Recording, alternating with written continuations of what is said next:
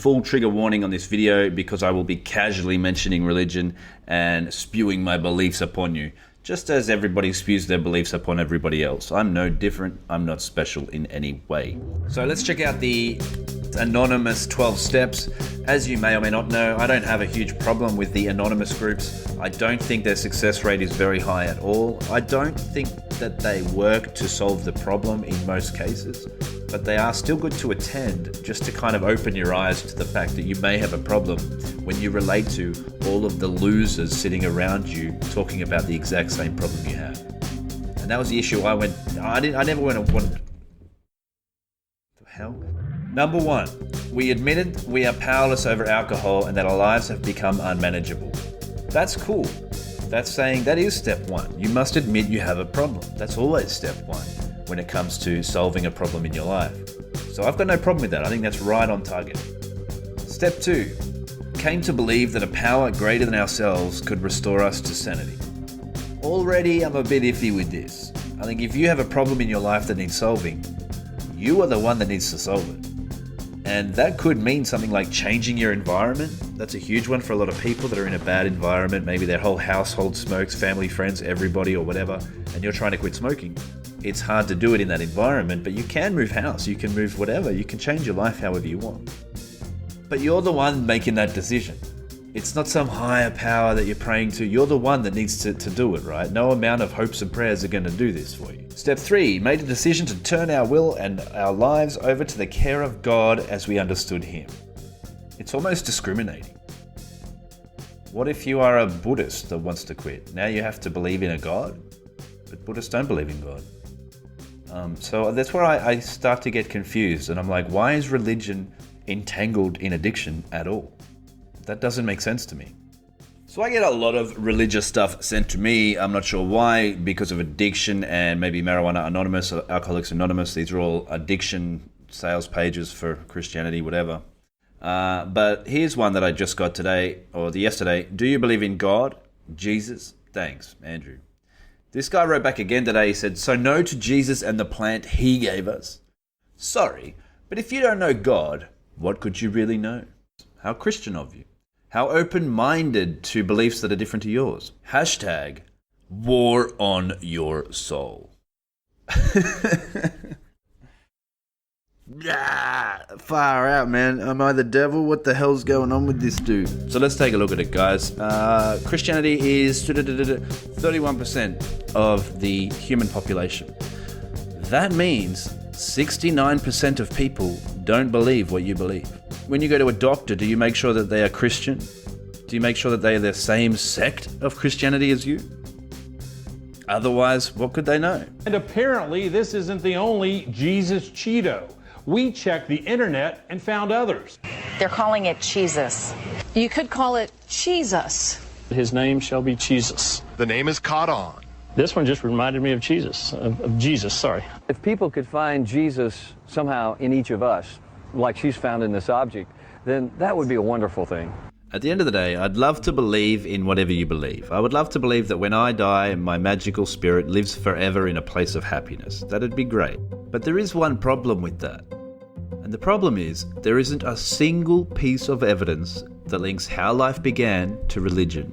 On top of that, there has never been anything ever observed in the entire universe that requires a God to explain it, including the universe itself. And just because you don't understand it, doesn't mean therefore God. None of this alone means that your religion is wrong.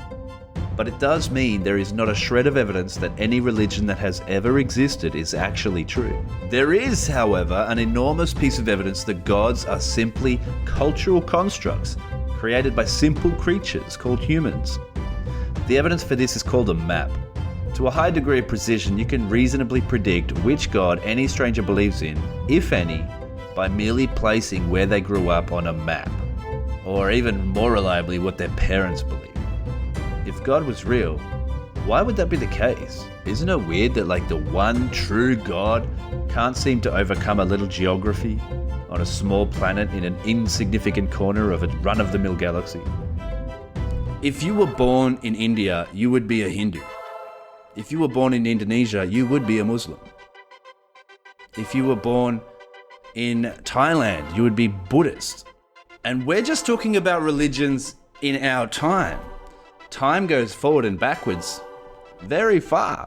If you were born 2,000 years ago, there is 0% chance you could possibly be Muslim. Islam wasn't invented yet. If you were born 3,000 years ago, there is a 0% chance you would be a Christian. Christianity wasn't invented yet. You could believe something else, but these religions are evolving over time. To say that they're absolutely true is to deny all of history and most likely all of the future. So if we look at the evolution of religion, you think that I know nothing because I don't believe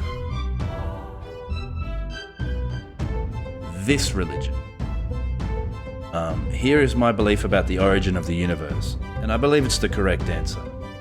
My belief is, I don't know. Right? I'm not even making a claim. I've got nothing, there's nothing to argue with me about. We should have evidence before we believe something, right? Faith isn't a great thing, and let me clarify that. Faith, there's two types of faith, right? You can have faith that your football team will win. You can have faith that you will get the job.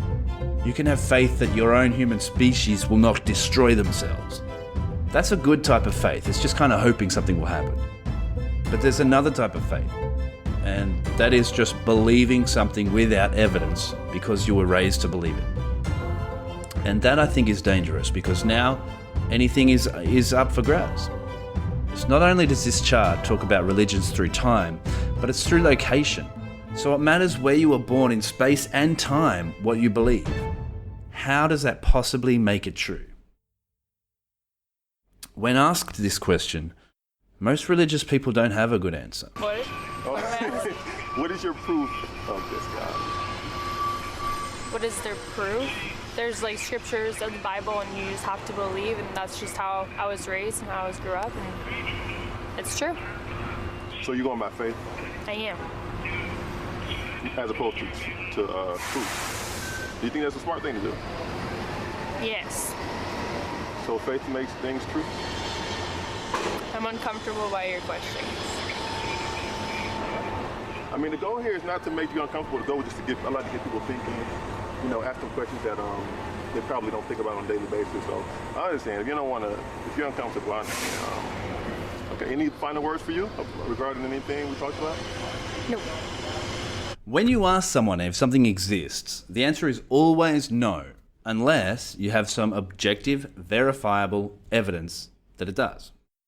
But for the simple reason that our species is too stupid to understand how the universe works, exists, or even started, the word God was invented, personified, and without evidence, been given a free pass into existence. And finally on Fox Tonight, he has been spotted again. Finally tonight, if history has shown us anything, it's that Jesus can appear in any form. Finally tonight, Jesus is just popping up everywhere these days. Finally tonight, Finally tonight, a man in Kentucky says he's got a spoonful of Jesus. Well, they say beauty's in the eye of the beholder, and it turns out so is the image of Jesus Christ.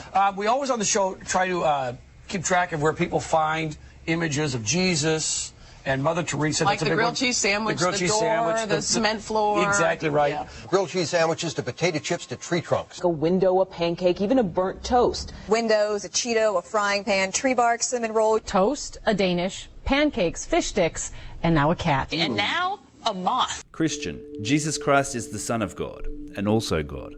Muslim, Allah, peace be upon him, is the one true God. That's why I pray 5 times a day facing Mecca. I don't avoid eating pig or drinking alcohol for nothing. Confucianism, maybe it is Tao, the great ultimate. That is the first cause of the universe. But this energy is not a personal being. Jew, Hashem is God, and has 3,000 years of explaining to do. Hindu, yes, there are 330 million gods. Buddhist, do you think God exists? Opinionless agnostic, maybe. Agnostic atheist, there is no evidence for any God, so I don't believe in any God. I don't claim to know this to be absolutely true. If there is evidence, I will change my mind. And that's me, guys. For everyone asking and emailing me, that's what I am. Agnostic theist. There is no evidence for any God, but I still believe in God without evidence based on faith. Gnostic theist. There is evidence for my God. That is why I believe in my God and not any other gods. Gnostic atheist. There is no evidence for any God, so I do not believe in any God. Absence of evidence is evidence of absence, therefore I am certain. Scientist. We don't know. If we find evidence, we'll let you know. We aren't really looking though. So where exactly did you say this guy exists? Hippie. Our Mother Earth. Gaia. Super spiritual New Age hippie. God is just like an energy that exists for some reason. Polytheist. All gods anyone says they believe exist. Scientologist. Aliens. Or Ron Hubbard or something. Let me audit you. Philosopher. What if God did exist? Then what? Stoner. Dude. Like, do any of us really exist? Feminist. Of course she does. Sci-fi. Oh boy, do I have some answers for you. Joan Osborne. What if God was one of us? Insane. I am God. Gullible. That guy is God. Albert Einstein once put it like this. The word God is for me nothing more than the expression and product of human weakness. The Bible a collection of honourable but still purely primitive legends which are nevertheless pretty childish. No interpretation, no matter how subtle, can change this for me. Now, I have full respect if you believe any of the religions on the screen, or any religion that is not on the screen. I don't care. I have no personal belief. But I respect you, no matter what you believe. And if you do have some sort of evidence for a religion, I'm prepared to have a live debate with anybody about this. I don't care if you're a top-level priest or whatever in whatever religion, I don't care. I'm happy to have that debate with absolutely anybody. But how about the Virgin Mary in some salsa? Did a cinnamon bun leave behind a message from above? Hey, is it a snack or a holy symbol? A miracle or just a meal? Is it a miracle or a mishap? Whoa, what is that? Is this a holy image or a bucket of filth? We'll let you judge for yourself here on this Thursday morning. Right here we have one of Jesus' eyes. Here's the other eye of Jesus. Here's his nose. A forehead, a nose. You can see the mustache and the beard. Here's his beard. There's the shroud. This is the eye. You've got the mouth with the goatee. And the eye. There's the nose and the mouth. I see her neck is right here. Her chin is right here. This is her body and this is the head.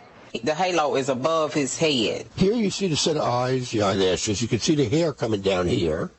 Down. If you do have any evidence, please leave it below. I'd be happy to investigate that. I'm happy to change my mind and be persuaded into your particular religion if you can persuade me. Also, if you have any theory as to why addiction and religion are tied up in this mess at all, leave your theory below. My personal theory is that people are most vulnerable when they're quitting addictions, and that is the easiest person to convert into a religion.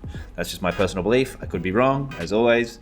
Full respect to whatever you believe. Guys, leave a comment below. Let me know if you are agnostic theist, agnostic atheist, gnostic theist, or gnostic atheist. I'm really interested to see what you guys are. I think it's about a 50-50 split between atheism and theism, and I have no idea about the gnostic agnostic part of it. So there's the chart on screen. You pick which box you land into. You can't just say agnostic. That's a cop-out. Leave your comment below. Let me know what you think, and I'll talk to you guys next time.